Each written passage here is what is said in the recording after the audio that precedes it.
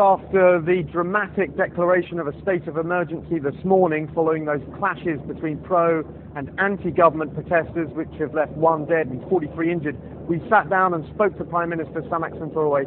Here's what he said. When will you go in to evict the PAD protesters? Now we are waiting. I think by now I have done anything that the government can do, soft and gentle. Is it now time to get hard? No.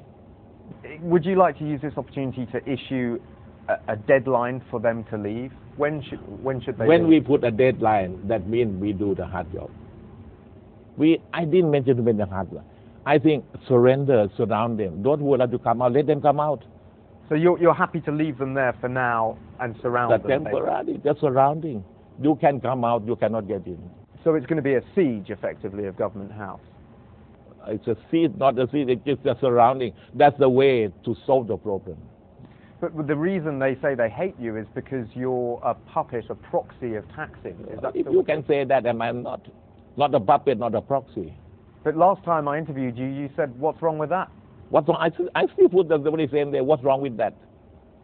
Everybody knows what had happened. Why must we mention that? Is Thaksin still pulling the strings? No, you don't use this word to me. Don't use this word to me again. This is an insult to me. How confident are you that you have the support of the army? The backing of the army, I must have confidence. I make the second reshuffle. I have done it perfectly. They do agree with everyone. So there's no chance of a coup? The coup or not the coup, I don't guarantee. But I can say that it's I who do the job for this portfolio as the Minister of Defense. Doesn't give the impression of a Prime Minister who has a firm grip on the situation. He's basically saying it's the Army's problem now, over to them. They've formed a committee of 2 senior generals and the police chief. They are now trying to decide what to do. But from what Prime Minister Samak said, for the moment they're going to surround Government House to try and effectively mount a siege on these protesters to force them to leave. But at the moment, no crackdown. His government looking increasingly weak. Max? Yeah, and Dan, some countries, as we understand it, South Korea and Singapore, advising their citizens against non-essential travel to Thailand, certainly to Bangkok. How dangerous is it for foreigners there right now?